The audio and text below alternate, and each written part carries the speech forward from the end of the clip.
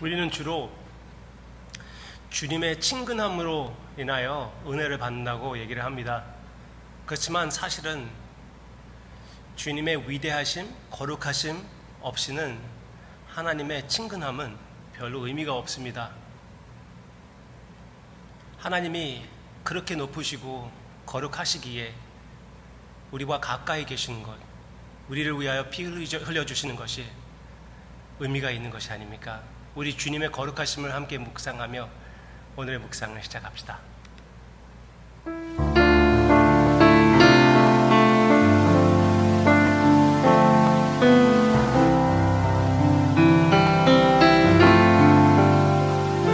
주의 거룩하심 생각할 때 주의 크신 사랑 느낄 때 주의 영광의 빛 나의 생활 비춰주실 때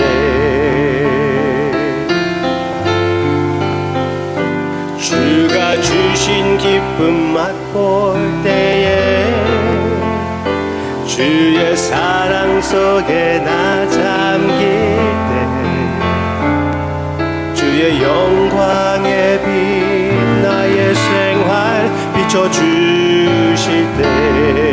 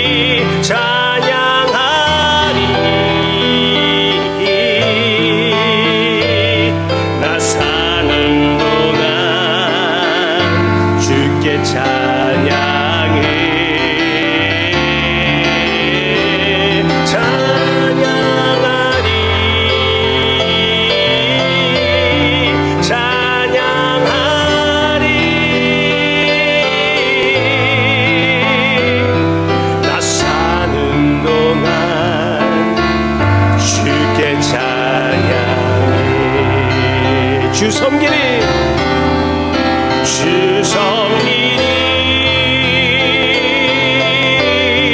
주 섬기리 나 사는 동안 주만 섬기리 주 섬기리 주 섬기리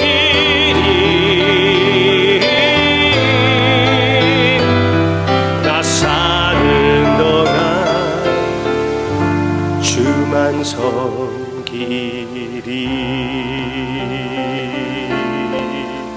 아멘. 주님의 거룩하심을 생각하며 그렇게 거룩하시면서도 불구하고 우리와 같은 것, 나 같은 것을 사랑해 주셨다는 것을 생각할 때 어떻게 주님 앞에 헌신하지 않을 수가 있겠습니까? 주님을 섬기기로 결심하는 그 각오로, 그 헌신으로 주님 앞에 나아가며 주님의 음성을 듣고자 합니다. 허락해 주세요. 사랑하며 예수님의 이름으로 기도합니다. 아멘. 사도 바울이 그러면은 이방인들 가운데 사역하다가 그들의 선물과 그들의 소식을 가지고 예루살렘으로 왔습니다. 하나님의 복음은 유대인들 것만 아니라 온 세계를 포함하는 것이라는 것, 그 사실을 가지고 참 복음의 그 위대함을 가지고 예루살렘으로 왔습니다. 그리고 그 소식을 전합니다. 어떻게 예루살렘에서 이 사람들이 받아들였을까요? 제대로 우리를 받아들이게 해달라고 기도 부탁까지 했던 사도 바울입니다. Alright. 여기 17절 보시기를 바랍니다. 17절. 사도행전 21장 17절, 21장 17절. 예루살렘에 이르니 형제들이 우리를 기꺼이 영접하거늘 기쁜 마음으로 영접했다는 말입니다. 제가 보는 영어 성경책에서는 received us gladly. 그 이튿날 바울이 우리와 함께 야고보에게로 들어가니 장로들도 다 있더라. 바울이 무난하고 하나님이 자기의 사역으로 말미암아 이방 가운데에서 하신 일을 낱낱이 말하니 그들이 듣고 하나님께 영광을 돌리고 일단 인정하는 것입니다. 기쁘게 받아들이고 그 소식을 듣고 하나님께 영광을 돌리는, 그들이 듣고 하나님께 영광을 돌리고 바울더러 이르되 형제여 그대도 보는 바에 유대인 중에 믿는 자 수만 명이 있으니 다 율법의 열성을 가진 자라. 다 율법을 소중하게 여기는 자고 유대인의 길을 잘 걸어가는 자들이다. 21절. 내가 이방에 있는 모든 유대인을 가르치되 모세를 배반하고 아들들에게 할례를 행하지 말고 또 관습을 지키지 말라 한다 함을 그들이 들었도다. 그러니까 그 주변에 있는 유대인들에게 자녀들을 할례를 주지 말고 율법을 그냥 업신여겨라, 그렇게 한다고 소식을 들었습니다. 그런데 사실은 사도 바울은 그렇지는 않거든요.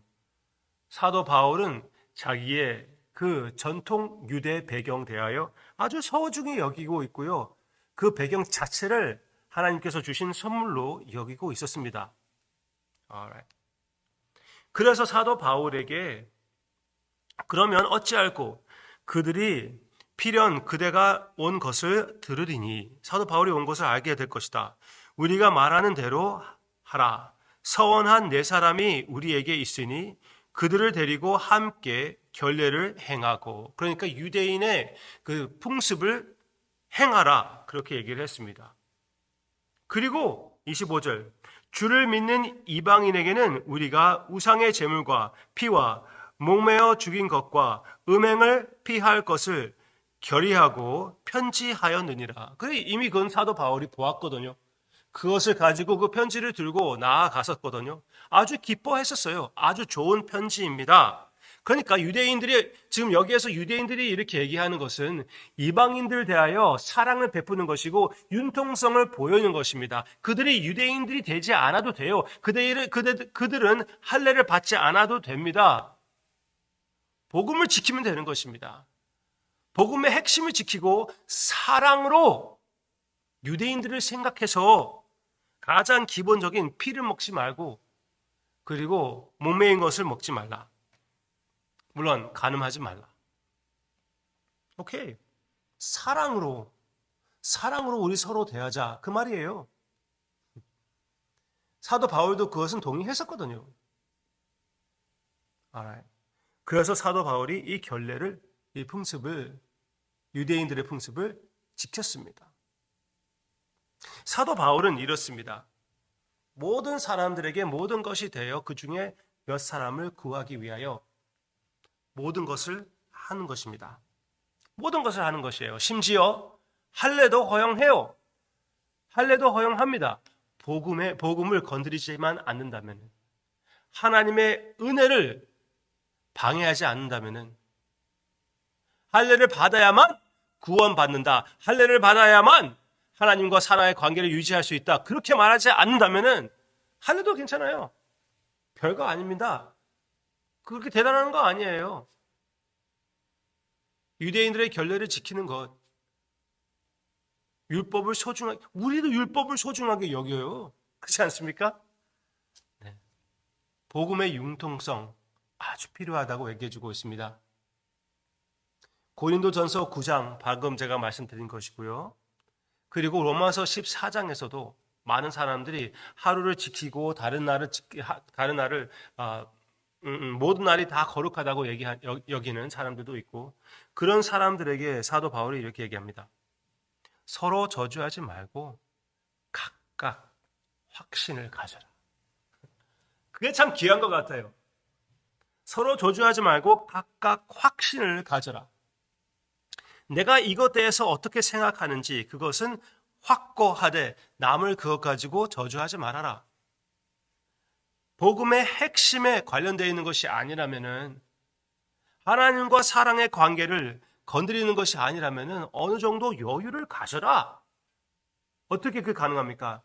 내가 그 자세한 것에 대해서 어떻게 생각하고 믿든지 그것이 확실한 게 중요한 것입니다. 세례를 생각해 보시기를 바랍니다. 세례. 유아 세례가 있고요. 성인 세례가 있습니다. 성인 세례만 제대로 된 세례라고 주장하는 침례교가 있지요. 그건 세례가 아니라 침례이지요. Alright. 개혁주의 안에서 침례교가 있고요. 또 유아 세례를 주는 우리 교회 같은 장로교회가 있습니다. 어떤 아주 유명한 학자 R.C. 스프로어가, 그 사람은 유아 세례를 주는 장로교 목사입니다. 그리고 아주 친한 친구, 여러분들이 아시는 존 맥카터 목사님, 그 목사님은 침례를 주장합니다. 성인 침례를 주장합니다. 누가 물어봤습니다. 이렇게 서로 의견이 다른데 어떻게 계속 친구 사이를 유지합니까? 물어봤더니 이렇게 얘기를 합니다. 친구들은 하늘나라에 가서는 다투지 않을 것이다. 나는 그때까지 기다리는 것을 만족하다. 나는 그때까지 기다리는 것으로 만족하다. 그렇게 얘기를 했습니다. I am happy to wait. 맞아요. 괜찮아요. 그 두 사람의 사역을 보면은 서로의 그 이벤트에서 가서 설교도 하고 그 사역을 함께하는 모습이 참 아름다웠습니다.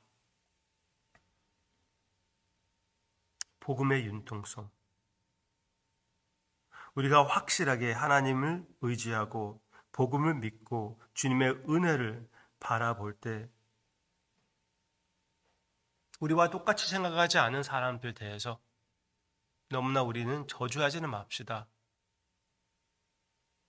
브리스길라와 아굴라와 같이 아볼로를 데리고 조금 더 잘 가르쳐 주려고 노력을 하되 아볼로를 저주하던가 잘라내는 우리는 되지 맙시다.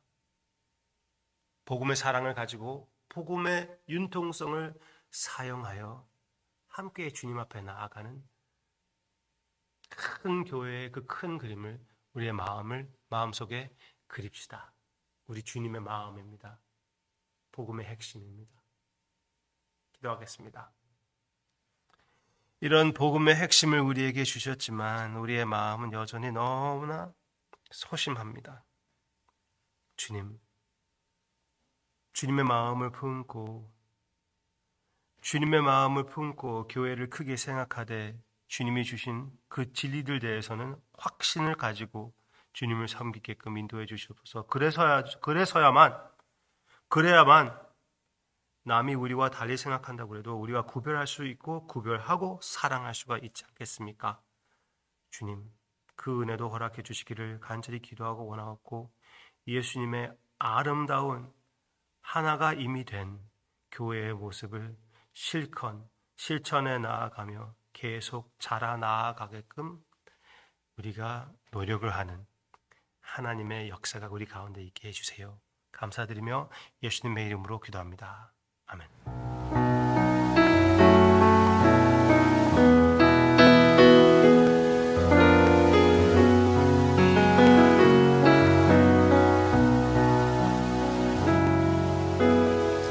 하나님 한 번도 나를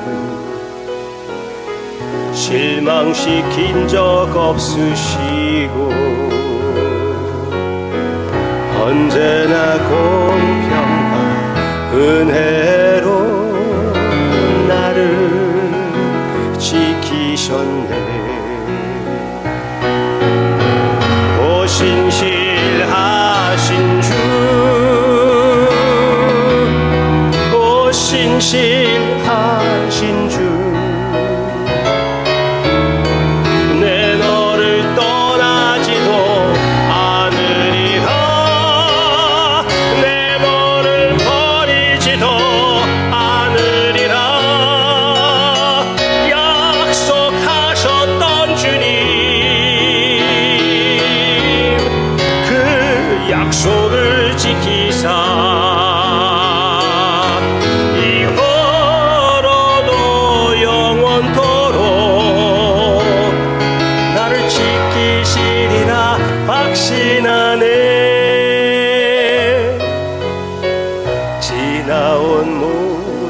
세월들 돌아보아도